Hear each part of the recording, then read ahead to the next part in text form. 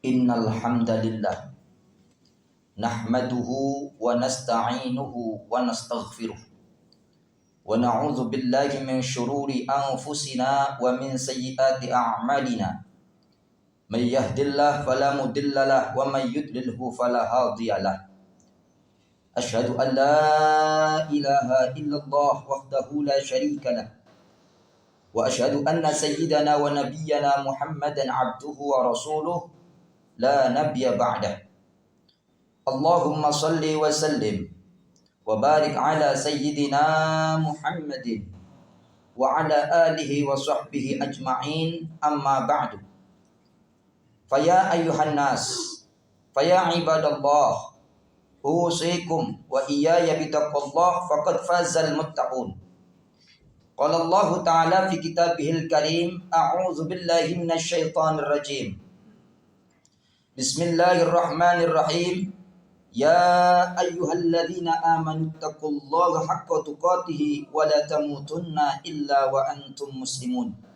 Shadaqallahul aliyyul azim. Ma'asyiral hadirin jamaah salatul Jum'ah rahimakumullah yang semuanya insyaallah dimuliakan oleh Allah Subhanahu wa taala.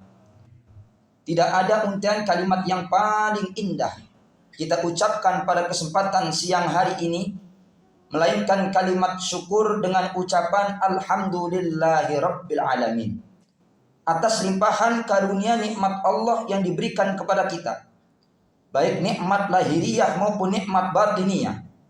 Nikmat lahiriah alhamdulillah, sampai detik ini kita masih diberi kesempatan hidup oleh Allah, masih diberi sehat walafiat. Nikmat batiniyah alhamdulillah, kita masih dalam keadaan iman wal Islam. Sehingga dengan paduan nikmat tersebut, pada kesempatan siang hari ini kita dapat melaksanakan kewajiban kita, yaitu salatul Jum'ah berjamaah. Ma'asyiral hadirin jamaah rahimakumullah, sudah menjadi kewajiban seorang khatib untuk selalu mengajak sekaligus berwasiat, terutama kepada diri sendiri dan umumnya kepada para jamaah sekalian.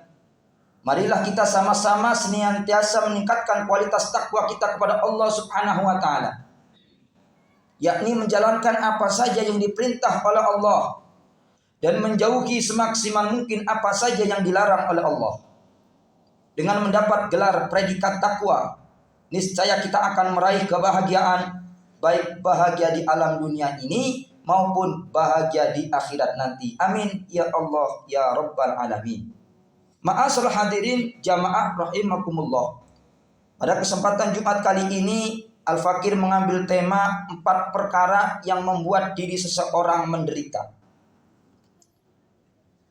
Bersumber dari hadis Nabi, di mana saya baca di kitab Mukhtarul Hadis, Arba'un minasyaqa. Ada 4 perkara, ada 4 hal yang membuat diri seseorang itu menderita. Padahal setiap kita pasti kepengin hidupnya bahagia. Seorang petani, dia pergi ke sawah dengan bermodalkan cangkul, kemudian dia cangkuli sawahnya.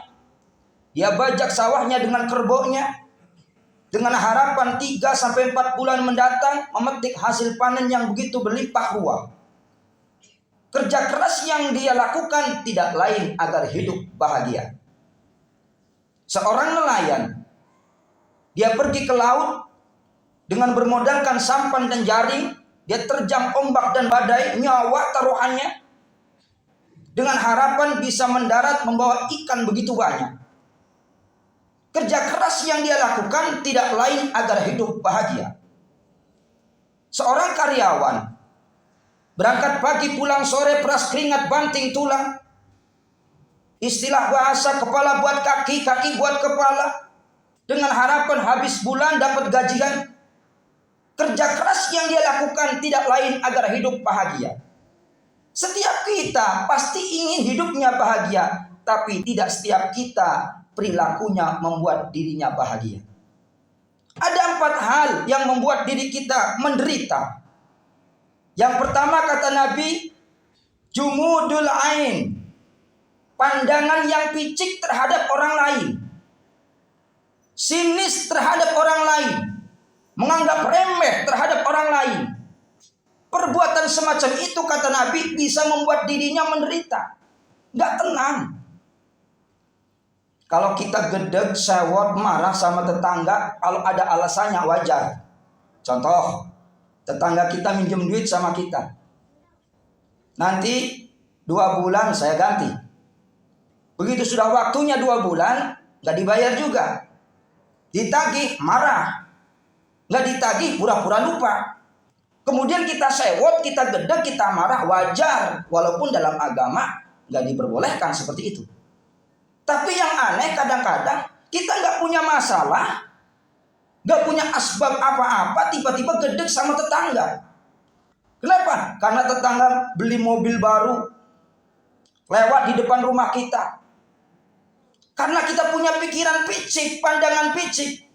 Lagi pamer itu, warawiri muru di depan rumah saya. Padahal memang rumahnya depan jalan. Karena kita punya pandangan picik, timbul hati yang hasut, dengki, iri.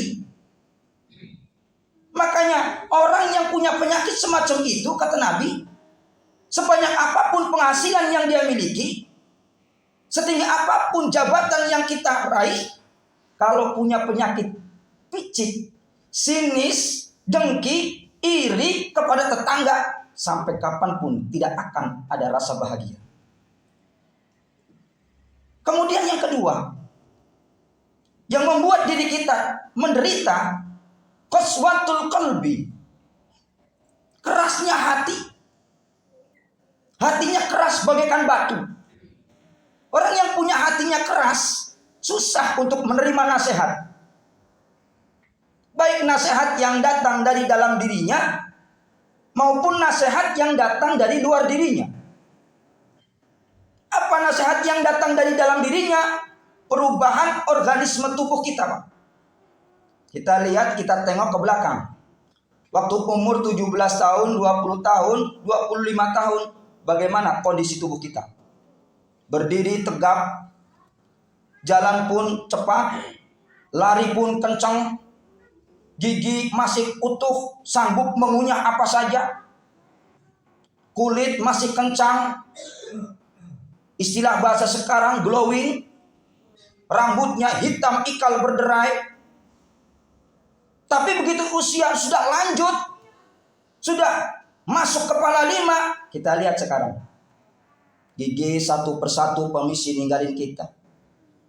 Kulit mulai kendur, pendengaran mulai kabur, rambut mulai bertabur, mata sudah mulai lamur, makan cukup kuat, makan bubur.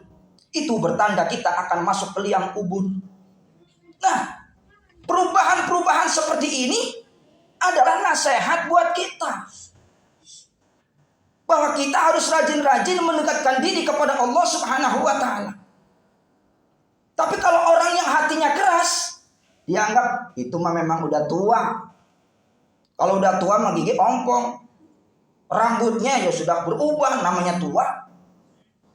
Itu apa? Karena orang yang hatinya keras. Tapi kalau hatinya lembut, itu adalah nasihat buat kita. Karena kita sebentar lagi akan menghadapi syakaratul maut.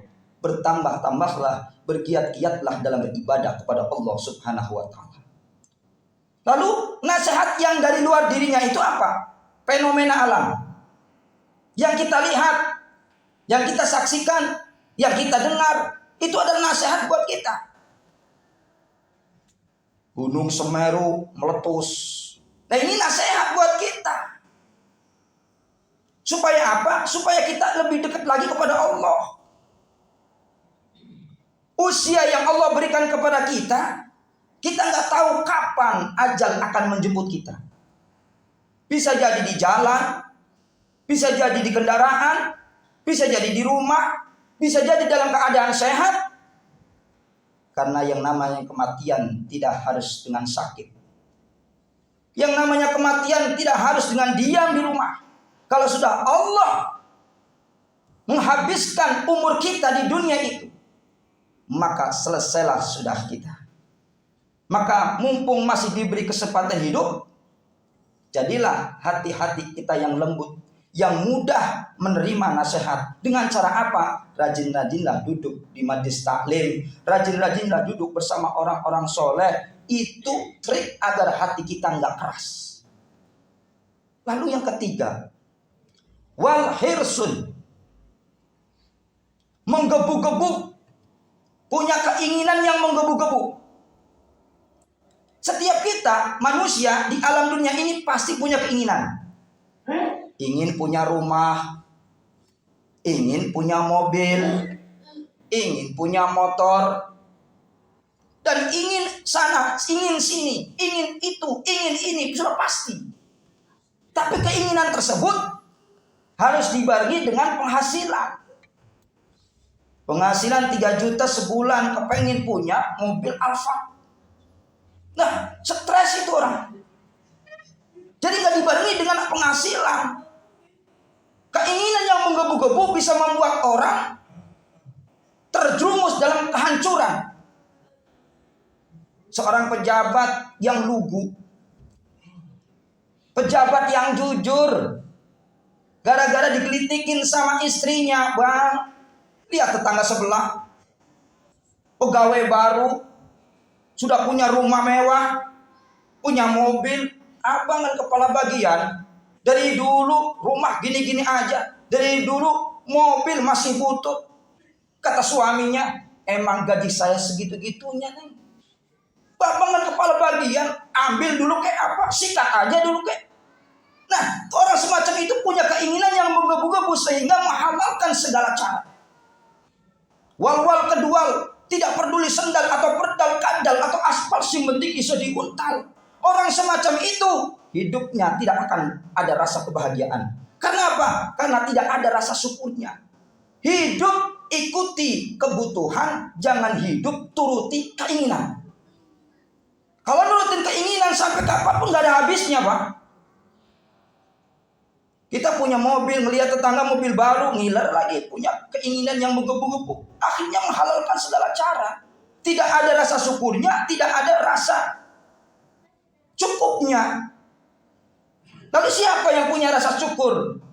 Yang punya rasa cukup, itulah orang-orang yang pandai mensyukuri nikmat Allah Subhanahu wa ta'ala. Ini yang ketiga yang membuat diri seseorang menderita adalah punya keinginan yang menggebu-gebu, yang akhirnya menghalalkan segala macam cara. Lalu yang terakhir, watulul amal, panjang angan-angan. Hidupnya hanya menghitung andai kata, jikalau, umpama, seandainya. Seandainya, jikalau, andai kata, umpama. Kalau tidur ngelihatnya atap, matanya melotot, pikirannya melayang. Tulul amal, panjang angan-angan. Orang semacam itu hidupnya tidak akan ada rasa bahagia. Selalu menderita. Cita-cita boleh, tapi harus dibarengi dengan kemampuan, skill, dan pendidikan. Pendidikan lulusan SD, kepengen ngendarain pesawat, ya gak mungkin.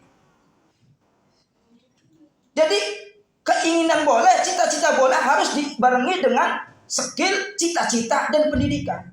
Kalau tidak, hanya tulil amal, mengandai-andai, jikalau, umpama, seandainya, orang yang semacam itu tidak akan hidupnya bahagia. Orang semacam itu pasti hidupnya menderita. Nah, 4 hal yang membuat diri kita menderita, ayo kita jauhi sejauh-jauhnya, sehingga kita akan memperoleh kebahagiaan, baik bahagia dunia maupun bahagia di akhirat nanti. Amin ya Allah ya Rabbal Alamin. A'udzu billahi minasyaitonir rajim. Bismillahirrahmanirrahim. Wal 'ashri innal insana lafi khusrin illa alladziina aamanu wa 'amilus shalihati wa tawassaw bil haqq wa tawassaw bis sabr. Barakallahu li wa lakum fil Qur'anil 'azim wa nafa'ana wa iyyakum ma fihi minal ayati wa dzikril hakim wa taqabbala minna wa minkum tilawatahu innahu huwas samiul 'alim. Aqulu qouli hadza fastaghfirullahal azim li wa lakum wa lisa'iril muslimina wal muslimat wal mu'minina wal mu'minat fastaghfiruhu innahu huwal ghafurur rahim.